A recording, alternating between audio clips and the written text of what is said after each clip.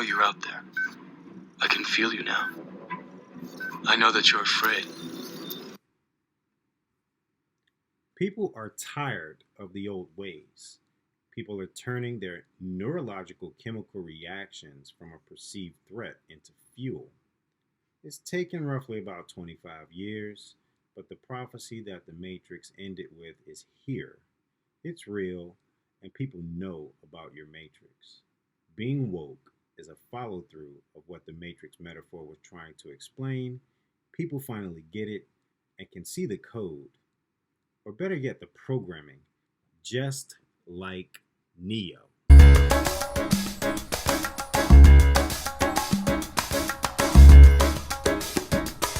As I get a little older, I realize life is perspective. Hey, I just wanted to make a case for leaving blackness. Um, Mimi si mwesi, Mimi ni watu, wote.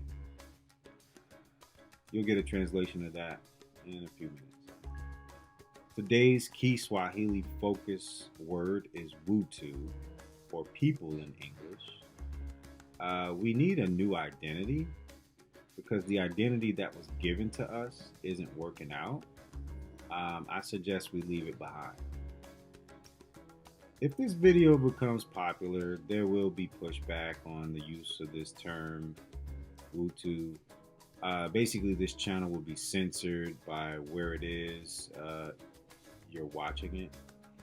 There'll be Wutu that have assumed that assimilation is the easiest way to live. And these Wutu, whether they want to accept their African roots over their white roots or not, have a home with us. Don't throw them away yet, because they don't understand that they'll never be accepted. And what they may perceive as acceptance may just be tolerance until trouble comes back. So let's get right into it. White people have used many tactics to keep black people in line. We saw that with the history of the one drop rule, and we see it in policing today. How have methods that white people have used to police and categorize us affected the way we operate within this society? Ashton, I'll start with you. In many ways, it's affected us. I mean, first off, we don't even get to control our image in the media.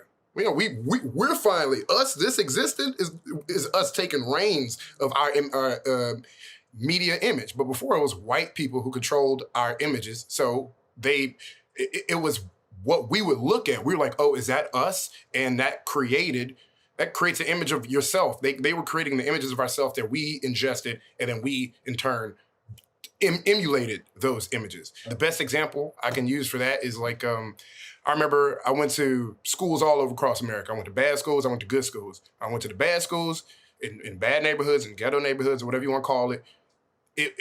Kids, they just acted like how they were. They acted how they were. But then when I went to like the middle class schools with the middle class black kids, instead of acting like the class they come from, the social class they come from, they just emulated the blackness that they saw on TV. So they'd be like well off, but then acting super hood or acting images that were given to them on the television.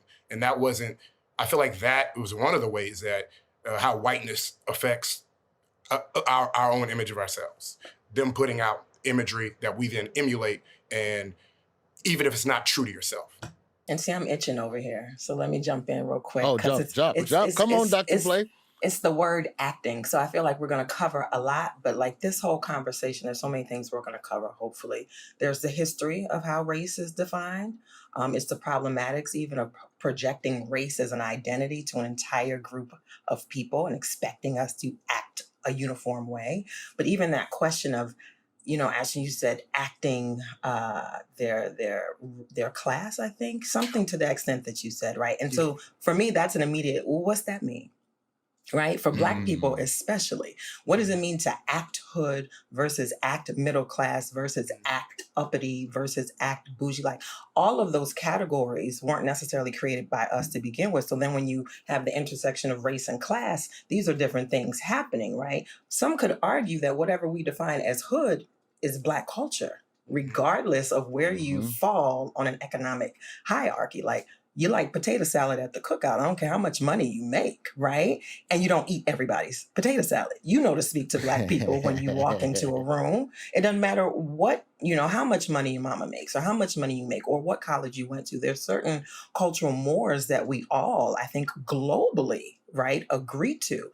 And so I think what ends up happening is the intersection of race and economic status and all the intersectional axes of our identity has us confused. Victim of shatter those dreams, the culture.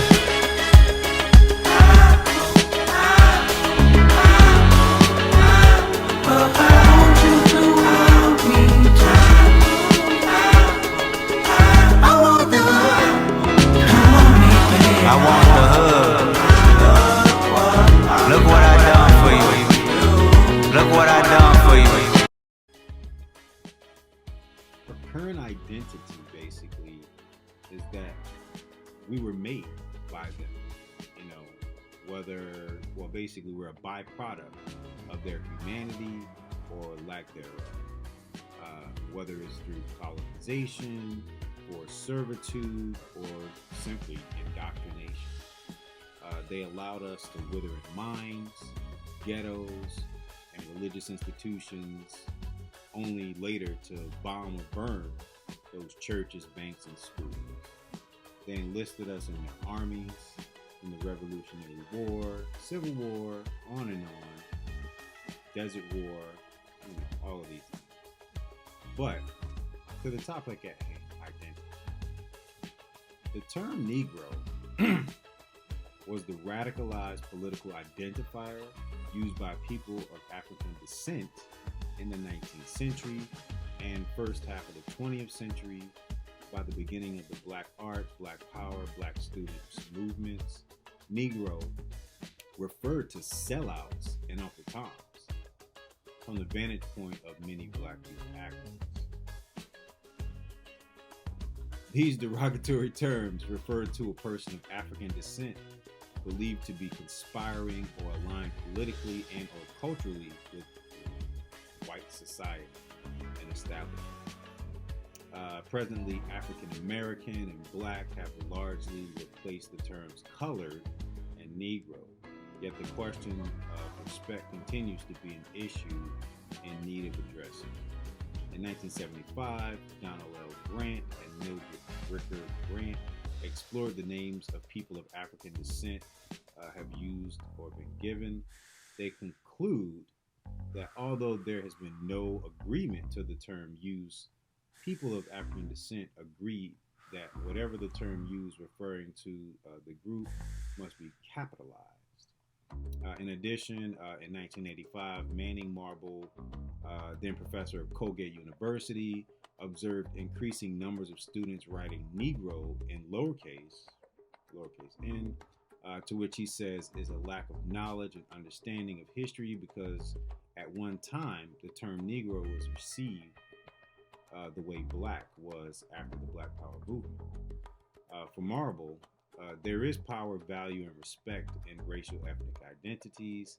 As a result, when speaking and writing about the experiences of African people and their descendants, the name used, even if outdated, must continue to communicate respect for the people by capitalizing the social designation. You too. Nah, in a land where hurt people hurt more people, fuck calling it culture.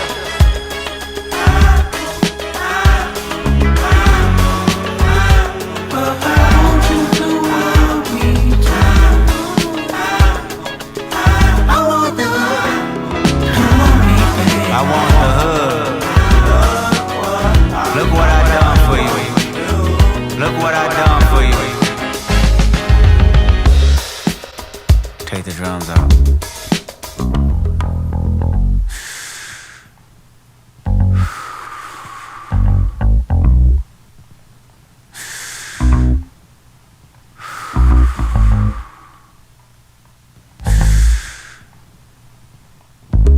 Celebrate new life when it come back around. The purpose is in the lessons we learning now. Sacrifice personal gain over everything, just to see the next generation better than now.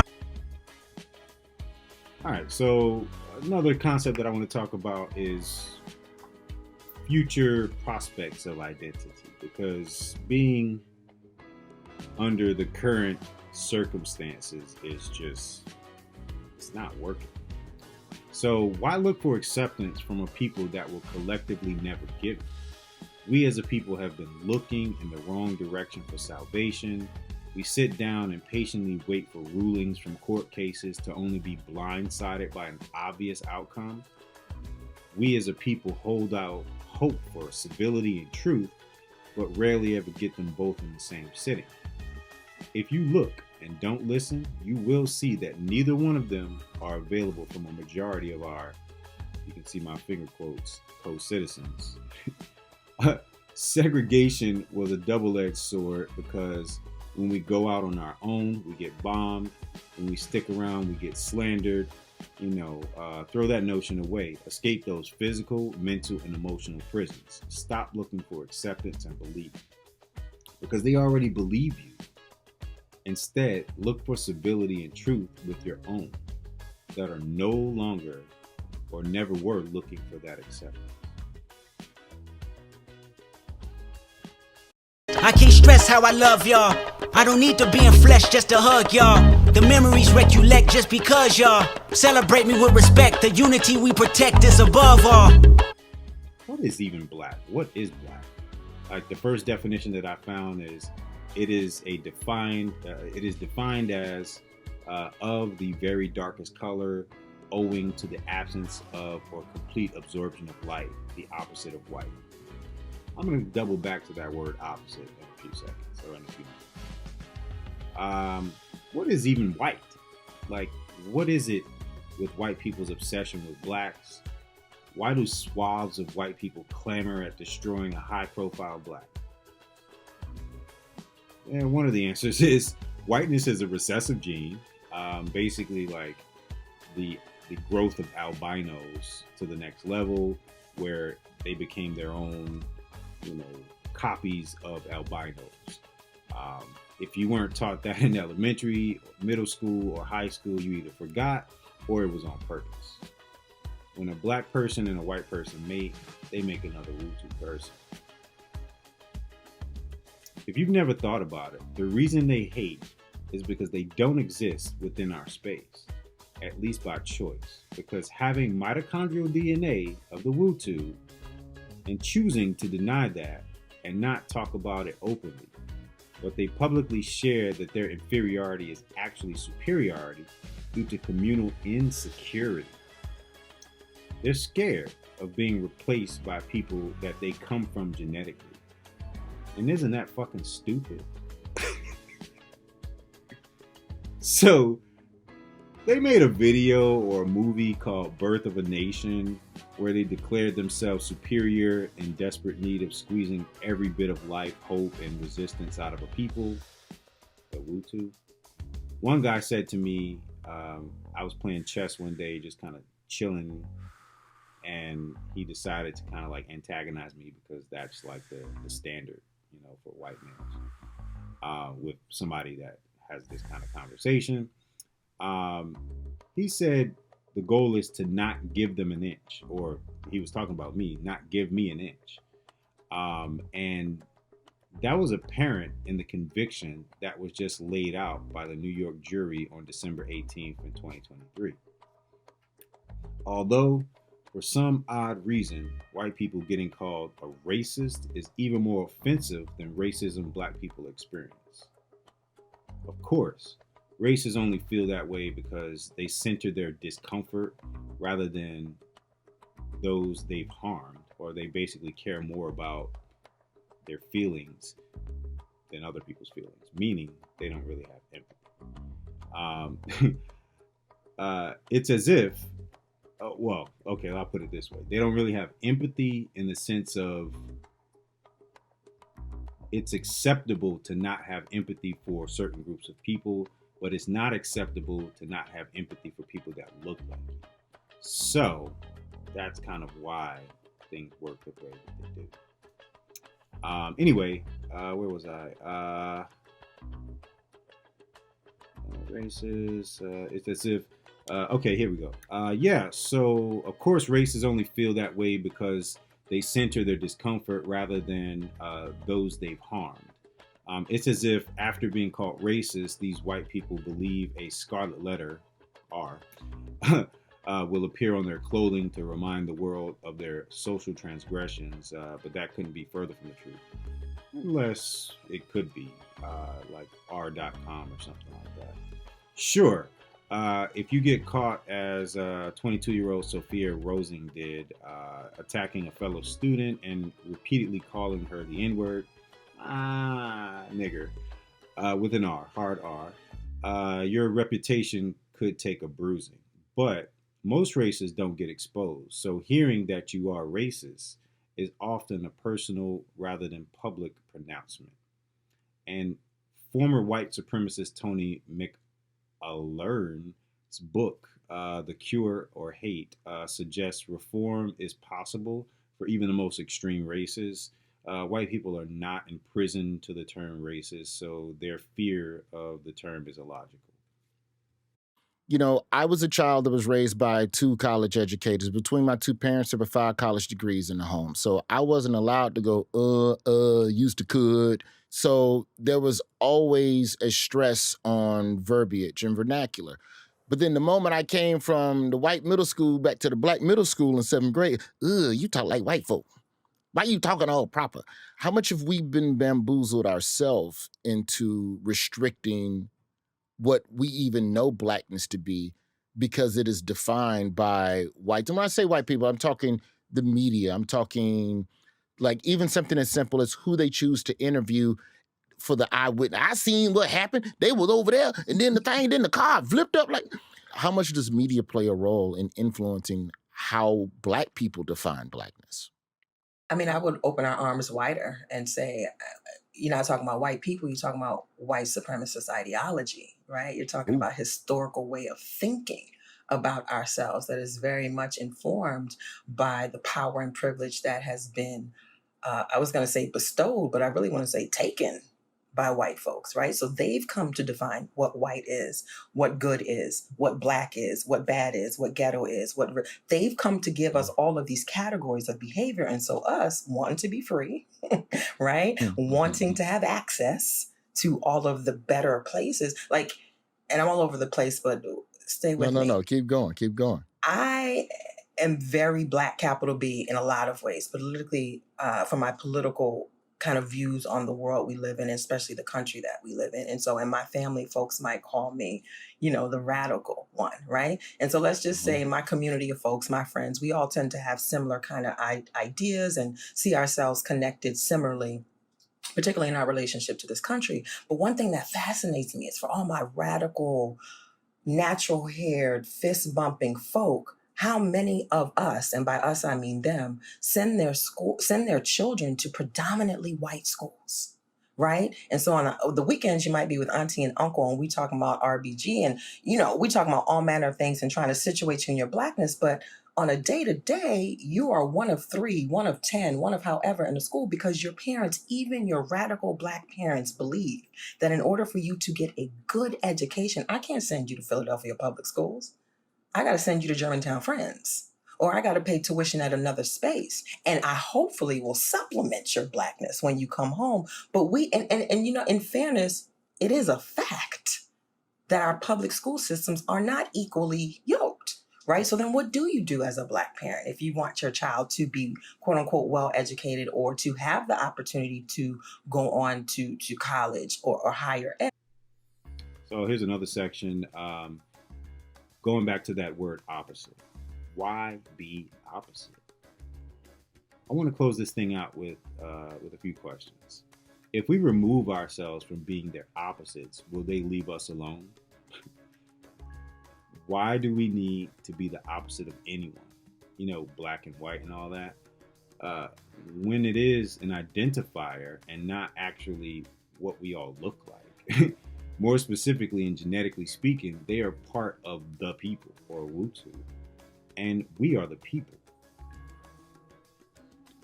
All right, so that was my closing statement. If you got any kind of Jonathan Majors video clips of the incident that happened that he was convicted for, court transcripts or anything else of note, send it my way, because, you know, I'd like to kind of stitch together some stuff. So I said all that to say, I am not black. I am everyone. I am not black. Mimi ni watu wote. Mimi si mwese. I am the people. Mimi si mwese. Mimi ni watu wote. I can't stress how I love y'all. I don't need to be in flesh just to hug y'all. The memories recollect just because y'all celebrate me with respect. The unity we protect is above all.